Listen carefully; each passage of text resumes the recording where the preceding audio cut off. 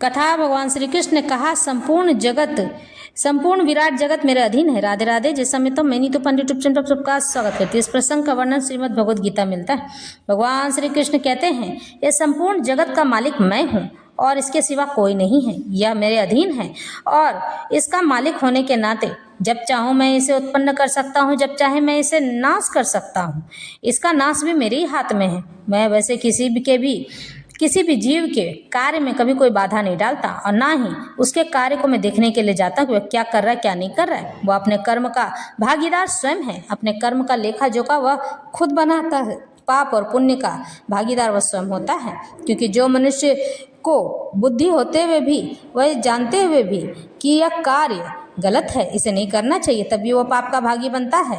और पुण्य कर्म कमाने के लिए वो तत्पर होता है, यह जानते हुए कि मुझे प्रभु से मिलना है।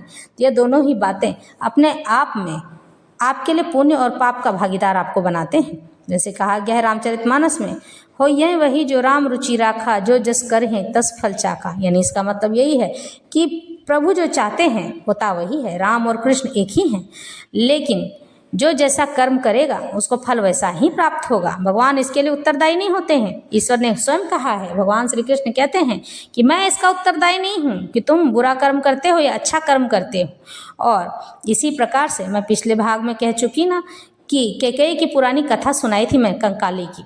भगवान जो पाप करता है उससे और थोड़ा पाप करवा कर उससे कोई पुण्य कार्य भी करवा देते हैं। और जो पुण्यात्मा होते हैं, भगवान उससे और दुगना पुण्य करवा के उसे अपने अधीन कर लेते हैं, यानी अपने पास रख लेते हैं। भगवान को भी पुण्यों की जरूरत होती है और पाप के लोगों की भी जरूरत होती है। ईश्वर नियति में जो लिखा है वो होकर रहेगा। आप और मैं कुछ भी नहीं कर सकते, नियति से बड़ा कोई नहीं होता है। किंतु भविष्य क्या होगा ये केवल और केवल ईश्वर जानते हैं। इसमें भगवान भी बाधा नहीं डालते हैं। हमने जो जो बीज बोए हैं उसी बीज के परिणाम स्वरूप ईश्वर हमारे लिए कार्य हमारा तय करवा कर हमें भेजते हैं। वैसे भगवान भी कहते हैं कि मैं किसी का कर्जदार नहीं हूँ, मैं किसी का कर्जा लेकर रखता नहीं हूँ, लेकिन किसी के ऊपर मैंने उस उपकार किया है तो उसके उपकार का फल भी मैं लेता नहीं हूँ, लेकिन उससे अपना कर्म करवा लेता हूँ, जैसे कैकेयी को करवाया गया था। यानी कि जो व्यक्ति झूठा है, मक्कार है और दूसरों का बुरा करता रहता है, पापी है, तो भगवान की कृपा से अगर उसने मुफ्त में भगवान की कृपा पाई है, बिना पूजा पाठ किए कृपा पाई है, तो भगवान उससे पाप कर्म और करवा के अपने लिए कार्य करवा के उसे पुण्य का भागी बना देते हैं। कैकेयी के साथ भी यही हुआ था। और इस तरह से भगवान कहते हैं, प्रकृतिम स्वाम वष्टभ्य वृषिजामि पुनः पुनः भूत ग्रामीमम कृत्र म वशम प्रकृते वशात। संपूर्ण विराट जगत मेरे अधीन है। यह मेरी इच्छा के बारंबार स्वतः प्रकट होता रहता है और मेरी ही इच्छा से अंत में विनष्ट हो जाता है। भगवान कहते हैं, न च माम तानि कर्माणि निबद्धन्ति धनंजय उदासीन वदासीन मां सक्तम तेषु कर्मेषु। हे धनंजय, सारे कर्म मुझे नहीं बांध पाते हैं। मैं उदासीन की भांति इन सारे भौतिक कर्मों में सदैव विरक्त रहता हूँ, इन कार्यों से अलग रहता हूँ। मैं किसी के कार्य में भी कोई बाधा नहीं डालता हूँ। जो जैसा करता है वो अपना परिणाम स्वयं भोगने को तत्पर रहता है। और कहते हैं, ज्ञानी मनुष्य को कभी भी अगर ज्ञान हुआ है तो अहंकार नहीं करना चाहिए, क्योंकि जो असल ज्ञानी होगा वह कभी भी आपसे चिढ़कर गुस्सा होकर बात नहीं करेगा। और जिसके पास असल ज्ञान नहीं होगा वह हमेशा गंदी बात करेगा, उल्टी सीधी बातें करेगा, क्रोध में बातें करेगा। ज्ञानी व्यक्ति हमेशा झुका हुआ सा रहता है, नर्म और विवेकी होता है। इस तरह के मैं कई प्रकार के कई महाराज या ब्राह्मणों की या फिर कई लोगों के आपको उदाहरण दे सकती हूँ, लेकिन यह उचित नहीं है। क्योंकि कहते हैं कि ब्राह्मण क्रोधी हो या किसी भी प्रकार से किसी भी तरह से दोषी हो तो भी उसकी निंदा नहीं करनी चाहिए, क्योंकि ब्राह्मण का पद उच्च कुल का पद होता है, ईश्वर की बराबरी का पद होता है। कहते हैं कि ईश्वर आपके पास नहीं आ सकते हैं, इसलिए हर मनुष्य को ब्राह्मण की सेवा कर लेनी चाहिए। वह ईश्वर की सेवा करने के बराबर ही होता है और ब्राह्मण का पद बहुत ही ऊँचा होता है। कई लोग कहते हैं कि ब्राह्मण अगर किसी भी प्रकार से किसी भी प्रकार से दूषित है, दुर्व्यवहार करता है, तो वह ब्राह्मण कहलाने लायक नहीं है। यह बात गलत है। ब्राह्मण अगर दुर्व्यवहार भी करता है तो भी वह अगर जन्म से ब्राह्मण है तो वो ब्राह्मण ही है, ब्राह्मण कहलाने लायक ही है। ब्राह्मण रावण की हत्या होने के बाद भगवान श्री रामचंद्र जी को ब्रह्म हत्या का दोष लग गया था, जबकि वह आधा ब्राह्मण और आधा राक्षस था। जब आधे का परिणाम यह हो सकता है तो पूर्ण ब्राह्मण वाला व्यक्ति जो कि पूर्ण रूप से जन्म यानी माता और पिता दोनों उसके ब्राह्मण हैं और तब वो जन्म लिया है, तब तो उसकी उपाधि रावण से भी ऊपर हो सकती है। यह बात सत्य है। आप ब्राह्मण को कभी ठुकरा नहीं सकते हैं, क्योंकि वह जन्मों जन्मों की तपस्या करके इस पद को पाता है। ऐसा नहीं है कि उसने थोड़ा सा कुछ किया, भगवान की कृपा पा गया और ब्राह्मण का पद पा लिया। नहीं, कहते हैं भगवान पर ब्रह्म महाविष्णु के मस्तक से ही ब्राह्मण का जन्म हुआ है। यह बात ब्रह्म पुराण में लिखी है। ब्रह्मा जी स्वयं इस बात को कहते हैं कि अगर आप सोचते हैं कि मैंने ब्राह्मण को जन्म दिया है, तो नहीं, ब्राह्मण, क्षत्रिय, वैश्य और शूद्र इन सब का जन्म भगवान के ही अंगों से हुआ है और भगवान ही इनका भरण पोषण करने के लिए तत्पर रहते हैं। मैं तो एक पुतला बनाता हूँ और पुतले में सूक्ष्म शरीर डालता हूँ, बाकी उस पुतले को चलाने का काम भगवान स्वयं करते, अपनी ऊर्जा देकर, नाभि में अपनी आत्मा देकर। नाभि में जो आत्मा होती है वही असल आत्मा होती है, वो परब्रह्म नारायण की सूक्ष्म ऊर्जा होती है। वह हमें यह बताने के लिए होती है कि तुम अच्छे कार्य करो, तुम गलत रास्ते पर जा रहे हो। कभी कभी हमारा मन कहता है ना, अरे मैंने फलाने के साथ गलत कर दिया, और यह भी मन कहता है कि अगर मैंने इसके साथ गलत किया है तो इसके साथ सही होना चाहिए, तुम ठीक कर दो इसे जाकर। जिनकी चेतना जगी हुई रहती है वो इस बात को समझ जाते हैं कि हमारे अंतर मन ने हमें पुकारा है, अंतर मन का मतलब ईश्वर ने पुकारा है, तो मैं उसकी बात मानूंगा। लेकिन जिनकी चेतना जागी हुई नहीं रहती, वो कहता कर दिया तो कर दिया, क्या हो गया, बेकार की बातें हैं।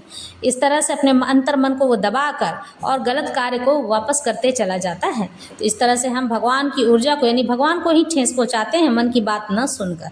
इसलिए हर मनुष्य को अपने मन को संभाल कर रखना चाहिए और अच्छे कार्यों के लिए प्रेरित करते रहना चाहिए। भगवान हमेशा ही हमारे साथ रहते हैं और हर पल हमें यूँ बताते रहते हैं कि मैं तुम्हारे साथ हूँ, तुम्हें जगाने के लिए तत्पर हूँ, तुम्हें गलत रास्ते पर ना जाओ। इसलिए मैं हर पल प्रयास करता रहता हूँ, किंतु जब तुम मेरी बात नहीं मानते तो उस कार्य में मैं बाधा डालने नहीं जाता, तो मैं उस कार्य को करने देता हूँ। करो, तुम जो करना है कर सकते हो करो, जितने पाप को अपने अंदर भरना है भर लो, मैं तुम्हें कुछ नहीं कहूँगा। लेकिन वही जब मनुष्य मर जाता है तो उस भगवान की जो सूक्ष्म आत्मा रहती है वो चली जाती है, लेकिन सूक्ष्म शरीर जो है इन दोषों का भागी होता है। मारपीट का भागी, खाने पीने का भागी, भूख प्यास का भागी, लेन देन का भागी, थप्पड़ खाने का भागी, यानी चोट जो लगती है, या नरक में कहते हैं कि उसे तेल से पकाया गया, उसे अग्नि से जलाया गया, ये सूक्ष्म शरीर ही उस चीज़ का भागी होता है। मार सकता है, न काट सकता है, न पीट सकता है, उसे कुछ नहीं कर सकता है।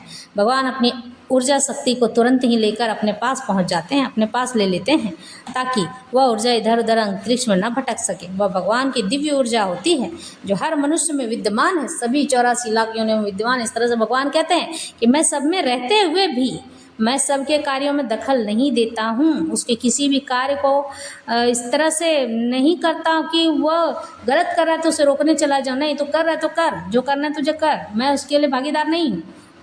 मैं बस उसे जगाने के लिए रहता हूँ। अगर किसी के थोड़े भी अच्छे कर्म हैं तो मैं उसे जगाता चला जाता हूँ, उसके अंतर मन में बस कर। इस तरह से भगवान आगे कहते हैं, परम मयाध्यक्षेन प्रकृति सूयते सचराचरम हेतु नानेन कौन्ते जगद्विपरिवर्तते।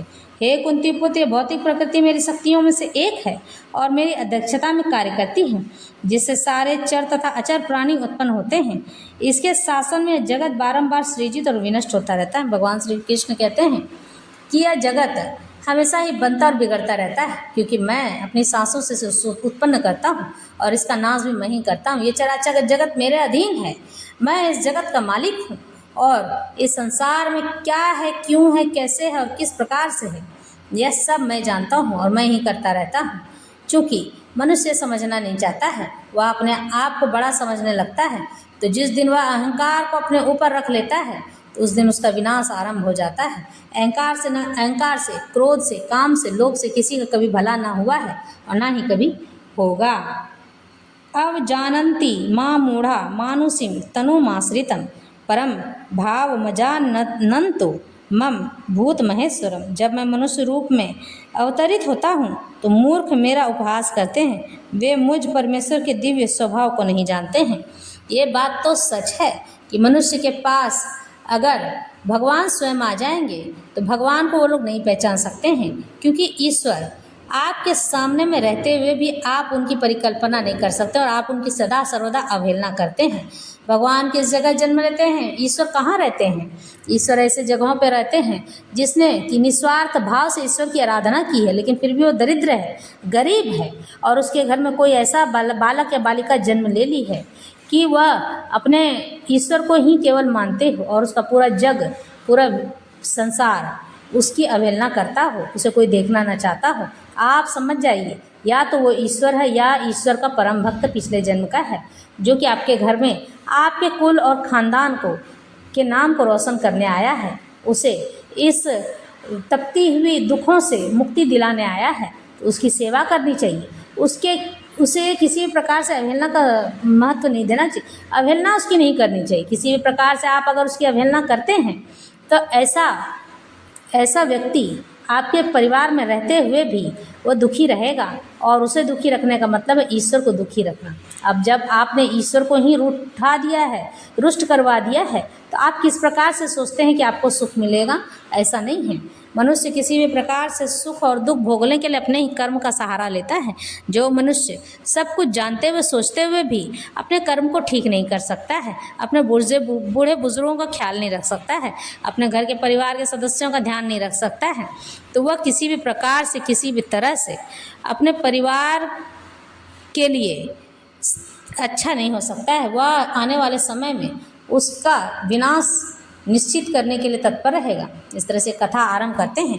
एक बार की बात है, अर्जुन और दुर्योधन दोनों के दोनों द्वारकापुरी गए थे भगवान श्री कृष्ण से सहायता लेने के लिए। कुरुक्षेत्र में महाभारत का युद्ध आरंभ होने वाला था, सबको चिंताएं लगी हुई थी। भगवान श्री कृष्ण अपनी सैया पर सोए हुए थे, अपने विश्राम कर रहे थे। उसके बाद सबसे पहले दुर्योधन पहुंचते हैं, पहरेदार से पूछते हैं कि माधव कहाँ हैं, प्रभु कहाँ हैं? तो पहरेदार कहता है कि वह विश्राम कर रहे हैं, तो उनके सराहने के पास जाकर खड़े हो जाते हैं। फिर थोड़ी देर बाद अर्जुन आते हैं। अर्जुन पूछते हैं कि माधव कहाँ हैं? तो कहते हैं कि वह विश्राम कर रहे हैं। अर्जुन उनके चरणों के पास जाकर खड़े हो जाते हैं।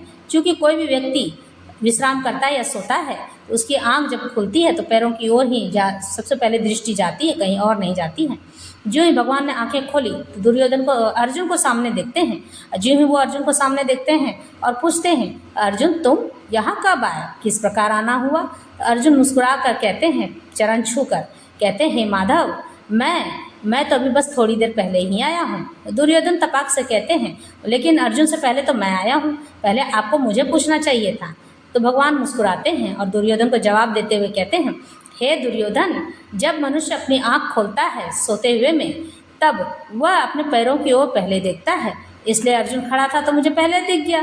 तुम सर पर आकर खड़े थे तो सर पर रहने वाला व्यक्ति थोड़ी दिखाई देता है, इसलिए उसे उतारना आवश्यक होता है। तुम नीचे आ जाओ तो फिर मैं तुम्हें देख लूँ। दुर्योधन इस तरह खड़े हुए भगवान मुस्कुराते हुए बोलो। फिर दुर्योधन ने कहा, पहले मैं बोलूँगा। तो भगवान श्री कृष्ण से दुर्योधन कहने लगते हैं कि हे दुर्योधन कहते हैं कि हे माधव, सो मुझे आपकी सहायता चाहिए। तो भगवान श्री कृष्ण कहते हैं, किस प्रकार की सहायता? आपके सेना की सहायता। तो कहते हैं कि ठीक है, तुम ले लेना, लेकिन मैं शस्त्र नहीं उठाऊंगा। तो दुर्योधन कहते हैं, ठीक है, मुझे आप अपनी नारायणी सेना दे दीजिए। भगवान कहते हैं, ठीक है, ले लो। और अर्जुन से पूछते, तुम्हें क्या चाहिए? अर्जुन कहते हैं कि हे माधव, आप मेरे सारथी बन जाइए, आपका ही मैं अनुसरण करके युद्ध लड़ना चाहता हूँ। भगवान श्री कृष्ण मुस्कुराते हैं और कहते हैं, ठीक है, मैं पूरे युद्ध में कभी भी मैं शस्त्र को हाथ नहीं लगाऊंगा और मैं अर्जुन का सारथी बनकर रहूंगा। भगवान इस तरह से दोनों को आशीर्वाद देकर भेज देते हैं और दोनों अपने अपने जगह को चले जाते हैं। उसके बाद जब यह बात भीष्म पितामह को पता चलती है तो भीष्म पितामह प्रतिज्ञा लेते हैं कि मैं श्री कृष्ण से शस्त्र उठवा कर दम मारूंगा। तो यह बात श्री कृष्ण तक भी पहुंच जाती है। और जब वह दिन भी आ जाता है महाभारत का कुरुक्षेत्र में, जब अर्जुन बहुत रोता है, बिलखता है कि मेरे अपने हैं, मैं युद्ध कैसे करूँगा, तब भगवान उन्हें गीता का ज्ञान देते हुए यह बात बाद में प्रकट हो जाती है कि भीष्म पितामह बार बार अर्जुन को ललकारते हैं युद्ध करने के लिए और कहते हैं युद्ध करो, लेकिन अर्जुन युद्ध नहीं करना चाहता था और भीष्म पितामह उसे मार देना चाहते थे। तभी भगवान श्री कृष्ण को वो अर्जुन को समझाते हैं, हे अर्जुन शस्त्र उठाओ और युद्ध करो, लेकिन अर्जुन उठाने को तैयार ही नहीं था, क्योंकि मनुष्य अपने परिवार से तो लड़ सकता है किंतु अपने मन के भेद से नहीं लड़ सकता। अर्जुन वही था जो अपने मन के भेद से लड़ता जा रहा था। तभी उसी समय की बात है कि भगवान श्री कृष्ण अर्जुन को समझाते समझाते थक जाते हैं, लेकिन भीष्म पितामह भी इधर अड़ जाते हैं कि मैं किसी भी प्रकार से कृष्ण से शस्त्र उठवाकर दम मारूंगा, और बार बार अर्जुन को ललकारते हैं। तो श्री कृष्ण कहते हैं कि हे पितामह रुक जाइए, अन्यथा उचित नहीं होगा। तो कहते हैं क्यों उचित नहीं होगा, मैं युद्ध करना चाहता हूँ अर्जुन से, युद्ध करो नहीं तो मैं अपना बाण चलाऊंगा। लेकिन यह बात बार बार भगवान श्री कृष्ण को तोड़ने लग जाती है, उन्हें क्रोधित करने लग जाती है। भगवान श्री कृष्ण अर्जुन से कहते हैं या तो तुम शस्त्र उठा लो अर्जुन, या फिर मैं ही उठाकर जाकर युद्ध करने चला जाता हूँ। भगवान रथ का पहिया अपने हाथ में उठाते हैं और उठाते हुए भीष्म पितामह को मारने के लिए दौड़े चले जाते हैं। इसी प्रकार से अर्जुन उनके चरण पकड़ लेते हैं, कहते हैं हे माधव ये अनिष्ट ना कीजिएगा, आपने प्रतिज्ञा ली है कि आप शस्त्र नहीं उठाएंगे, किंतु फिर भी यह पहिया तो आपका सुदर्शन चक्र बन रखा है, इसलिए आप इसे छोड़ दीजिए, मैं युद्ध लड़ने के लिए तत्पर हूँ। भगवान के ज्ञान देने के बाद, बहुत ही कोशिश करने के बाद फिर अर्जुन अपना शस्त्र उठाते हैं और युद्ध करने लग जाते हैं। तब भगवान का गुस्सा थोड़ा शांत होता है, फिर अपने रथ को संभालते हैं। इस तरह से यह कथा तो यहीं संपन्न होती है, किंतु ये सत्यभामा की ये कथा आगे अभी बची हुई है, जिसे अभी हम आरंभ करते हैं। कथा उस समय की है जब भगवान श्री कृष्ण रुक्मणी को पारिजात का पुष्प देते हैं। प्रसन्नतापूर्वक रुक्मणी यह सभी दासियों के सामने बोलने लगती है। यह सभी दासियाँ, इसमें सत्यभामा की दासियाँ भी रहती हैं, जो कि सत्यभामा को जाकर बता देती हैं कि प्रभु ने आज रुक्मणी जी को पारिजात का पुष्प दिया है, जो अलौकिक है, जो दिव्य है और आयु को बनाए रखता है, यानी कम उम्र की स्त्री बनाए रखता है, यह 1 वर्ष तक कार्य करता है। इस तरह से सत्यभामा का जाके उसके में जाकर कहा पकड़ लेती है कि मुझे पारिजात का पुष्प का वृक्ष ही चाहिए, या मुझे इंद्रलोक से लाकर दीजिए। तब भगवान श्री कृष्ण सत्यभामा को मनाने के लिए हैं, वहाँ प्रण लेते हैं कि मैं तुम्हें यह वृक्ष ला कर दूंगा। इस तरह से भगवान आगे जाने के लिए तत्पर होते हैं। वैशंपायन जी ने कहा, जन्मेजय, सूर्योदय के बाद जब कुछ समय बीत जाने पर अविनाशी श्री कृष्ण शिकार करने के बहाने रेवतक पर्वत पर गए। कुरुनंदन श्री कृष्ण ने एक रथ पर सात्यकी को बैठा लिया और अपने पुत्र प्रद्युम्न को अपने पीछे आने को कहकर उन्होंने अपने सारथी दारुक से कहा, दारुक, तुम घोड़ों सहित इस रथ को यहीं रोककर दोपहर तक मेरी प्रतीक्षा करना, मैं इसी रथ के द्वारा पुनः द्वारका में प्रवेश करूंगा। दारुक को यह आदेश देकर वे पराक्रमी भगवान श्री कृष्ण सात्यकी के साथ गरुड़ पर सवार होकर अपनी विजय यात्रा के लिए चल पड़े। राजन प्रद्युम्न भी अलग से एक आकाशगामी रथ से उनके पीछे पीछे चलने लगे।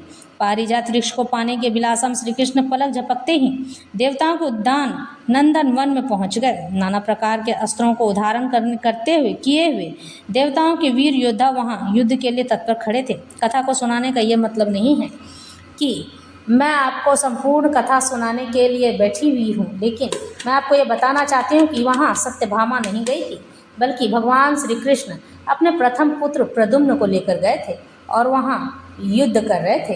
भगवान श्री कृष्ण इंद्रदेव से युद्ध कर रहे थे और प्रद्युम्न जयंत आदि से युद्ध कर रहे थे, यानी कि इंद्रदेव के पुत्रों से युद्ध कर रहे थे। इस तरह से वहाँ बहुत तरह से युद्ध चलता है और बहुत प्रकार से युद्ध चलते हुए भगवान श्री कृष्ण उस पारिजात के वृक्ष को उखाड़ लेते हैं। यह कथा तो थोड़ा सा था जो मैं बताना चाहती थी कि सत्यभामा नहीं प्रद्युम्न गए थे, और यह भाग मैं कल लेकर आऊँगी पूर्ण रूप से, क्योंकि इसका समय अब समाप्त हो रहा है। मनुष्य के जीवन में अच्छा या बुरा समय आता ही रहता है। कभी आपकी संतान जिद करेगी, कभी पत्नी जिद करेगी, लेकिन हर जिद पूरी हो जाए ये कोई आवश्यक नहीं है। पर वो तो भगवान थे, भगवान श्री कृष्ण थे, वो सब कुछ कर सकते थे। उन्होंने पारिजात के वृक्ष को पृथ्वी पर लाकर पृथ्वी पर ही स्थापित कर दिया, पुनः इसे स्वर्गलोक लेकर नहीं गए। लेकिन कहते पारिजात के वृक्ष को गोबर से उसके नीचे लिपने से लिप का जो फूल गिर जाता है उसी फूल को भगवान को चढ़ाया जाता है। यह फूल भगवान श्री कृष्ण को भी अति प्रिय है। भगवान श्री कृष्ण इस पुष्प से बड़े प्रसन्न होते हैं। कहते हैं कि इसके नीचे आज भी कल्प वृक्ष के रूप में यह आज भी जाना जाता है। जो इसकी सेवा पूजा उपासना नित्य रूप से भगवान ठाकुर जी को मान कर करता है उसकी मनोकामनाएं यहाँ अवश्य पूरी होती हैं। लेकिन इसकी विधि को कोई नहीं जानता है। इसकी विधि जो भी जानते, जैसे भगवती माँ आदि शक्ति जगत जननी को भी अति प्रिय है, माँ दुर्गा को अति प्रिय है, माँ काली को भी अति प्रिय है, सभी देवी देवताओं को प्रिय है यह पारिजात पुष्प। इस तरह से आप और हम मिलकर प्रकृति की रक्षा भी कर सकते हैं और प्रकृति का आनंद भी ले सकते हैं। फिर मिलेंगे। राधे ही राधे।